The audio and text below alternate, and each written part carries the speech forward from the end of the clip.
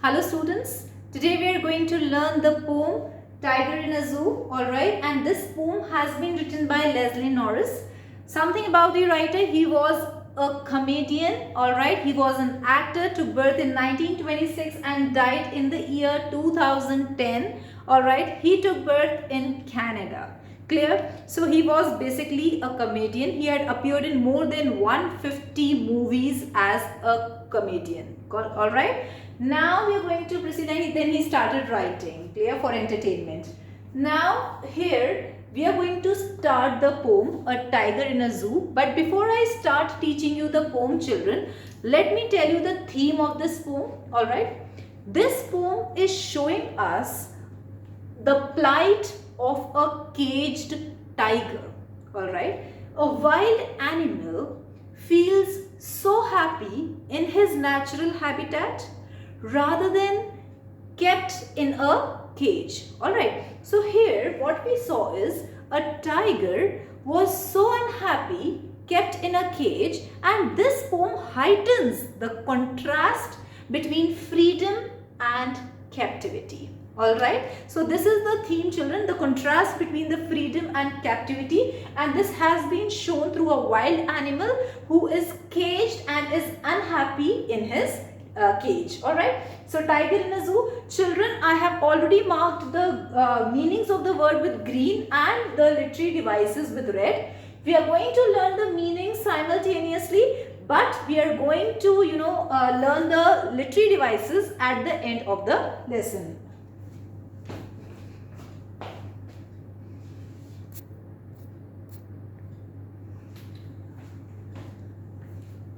Alright, so here what we saw is, children, he stalks in his vivid stripes. So what is being talked about here? The tiger. Here he is a tiger. Stalks means moving here and there. Alright, in his vivid stripes. Now vivid means colored, bright color. Alright, and stripes means the bands. Like if it is an animal, then if there are stripes on the body, alright, so these are bands on the body, alright. So the tiger on whose body there are stripes, right, so he is moving here and there, and his color is quite bright.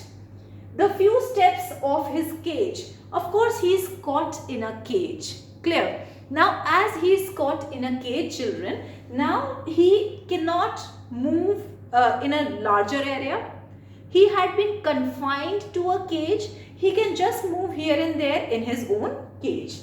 On pads of velvet quiet. Now here what do you mean by pads, children? The claws. If it is the leg of a tiger, the claws, the part under the foot. Stalk means to move.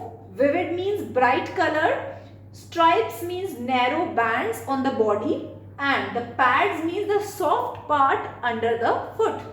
So as he is having a soft velvet type pads, so there is no sound being made through her pads, alright. And in his quiet rage, now here of course he is quiet, he cannot do anything because he is caged, but within he is angry.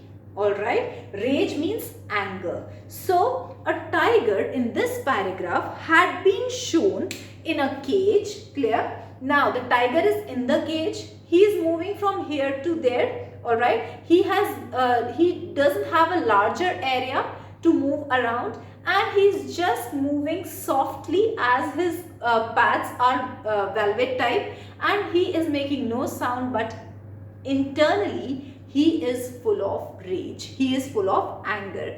No tiger would like to be caged. Alright. The wild animals, in fact all the living beings, would like to stay with freedom. Clear? They would never like to stay in captivity. And here a wild animal is has been caged. He should be lurking in shadow. Lurking means hiding. Of course, now this paragraph is showing that what are the desires of an animal, or what are the desires of this caged tiger. He wants to go in his natural habitat. Okay, this paragraph is showing that what he wants, yeah, what he should, in what environment he should be, right? So here he should be hiding in the shadow in natural habitat, sliding through long area grass. Of course, right now he is caged. He is in a small cage. He has small area to move here and there. But what he should actually do, he should move through long grasses in a larger area. Near the water hole, here water hole means the water pool. He would like to go near the water pool. Why? So that he may catch a fat deer to eat. Okay, he is a non-vegetarian animal. Of course, we know that he eats animals, not non-vegetarian. He eats animals. So here he would like to go to a water pool and would like to catch a fat deer, and he would like to eat that deer. Plumpy means chubby, fat. Clear? So in this paragraph, the desires of a tiger had been shown, children. What are the desires of the tiger? The tiger wants to go in an open area in the natural habitat. He wants to move in the grass. He wants to go close to a water pool where he can catch a deer and can eat it. Alright. Now in these two paragraphs, a quick revision what we have done, children. I told you a tiger had been caged. Alright. His body is bright. His body is of bright colors with stripes, right? And he is just moving here and there. Of course, he has just a small cage to move around, and he is not making any sound, but internally he is full of rage. He is angry that why had he been captured in a cage.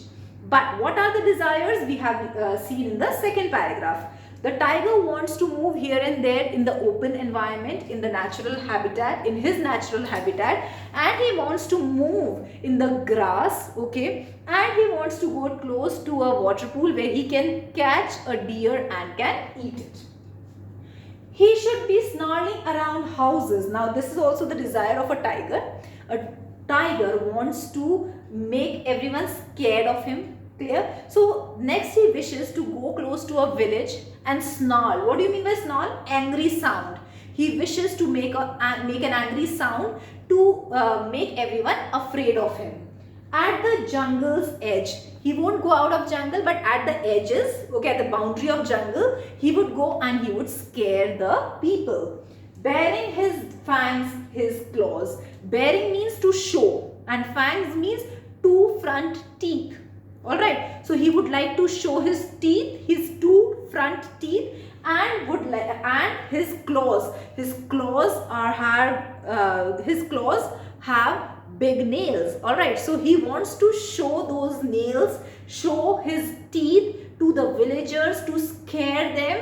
Alright, and terrorizing the village. The terrorizing means threatening the villagers. Alright, so this is yet another desire of a tiger.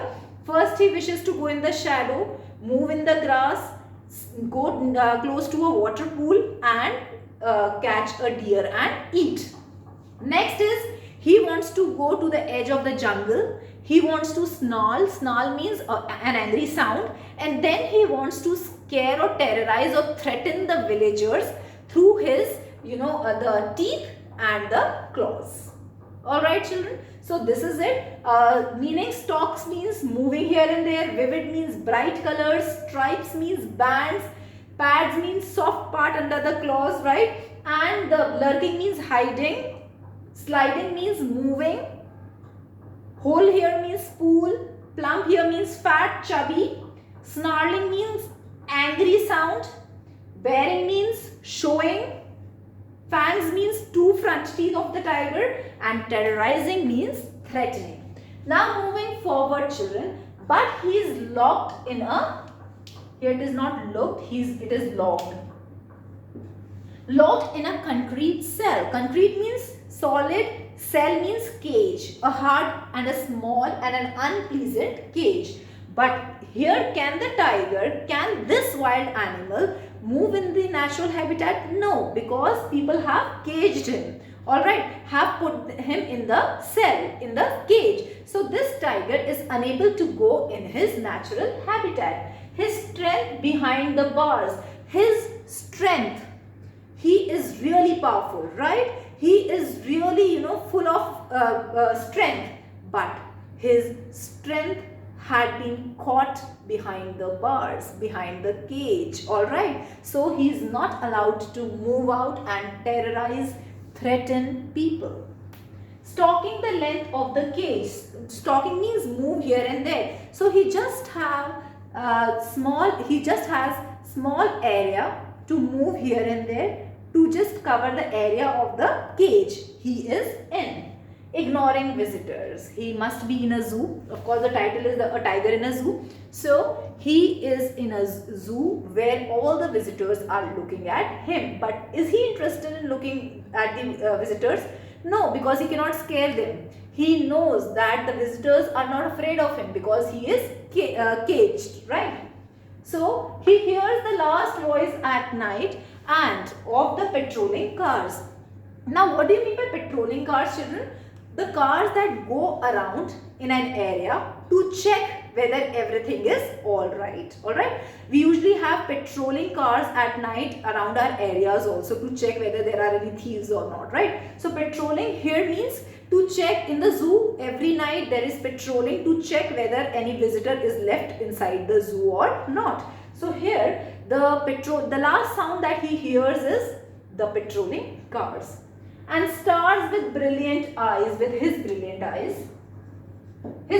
eyes at the brilliant stars. Alright, now he's looking at the stars, the shining bright stars with his bright eyes, because there are still hopes in his eyes that he would one day be free. Alright, so this is the poem, children. Here the contrast between captivity and freedom had been displayed. Here it had been told to the readers that animals should be allowed to live in their natural habitat rather than moving here and there, rather than being kept in a cage. So they should be allowed to move freely, but people keep them in a cage, so they are unhappy. They cannot do what they actually want to. Clear? So here everybody, not only animals, children, even humans like to be free. Alright, would we ever like to be a captive of someone? No, of course we won't like that. So here the contrast between freedom and captivity had been shown. Here it has been shown that everyone likes to be free to live life according to their own selves, even animals and human beings, right? Let us, the word meanings: concrete, small cage, okay, solid cage, stalking, moving here and there, patrolling, to go around an area and check whether everything is alright. Brilliant here means bright. Alright, now here we are going to learn. Let me give you a quick revision of this poem, children. This poem had been written by Leslie Norris, right, a Canadian, and then in this poem, it has been shown that how a tiger had been caged. In the first paragraph, it has been shown that how a tiger is in the cage and is moving here and there, and he has no other option, and he doesn't have even a larger area to move. So he's just stalking here and there. In the second paragraph and the third paragraph, it has been shown that how a tiger desires to go out, to move out of his cage, go close to a water pool, catch a plumpy deer, and also go to the edge of the jungle and scare the villagers, right? So these are his desires. He wants to show his bare teeth and his claws to everybody. Now next, last two paragraphs tell us that the tiger has no choice but to stay in the cell. He has to stay behind the bars. He has no other choice. He has just a small area to move around, and the last voice that he is able to hear is the patrolling cars, and every day he just sees the visitors and he ignores them because he is not interested in looking at those visitors. and he always at night looks at the stars which are so bright in color, and with his brilliant eyes, bright eyes, to keep up his hopes that yes, I am going to be free one day. Clear? The literary devices, children. Here the first line is first of all, assonance has been used. What do you mean by assonance? When the vowel sound is continuously used in a line. Here the I sound. Can you see I sound is repeating everywhere? So it is known as assonance. So please mark here and write assonance. Clear? Now the alliteration has been used. S, S and S. So which literary term? Alliteration. So in the first line, 3 literary devices. Here he is telling us the personification. Alright. What is personification? When a non-living thing or animal is given the human status, it is known as personification. Right. So here instead of it, the pronoun it is used for animals, but here he has been used. That's how it shows that the personification has been used. Alliteration, when 2 or more than 2 words in the same line begin with same consonant.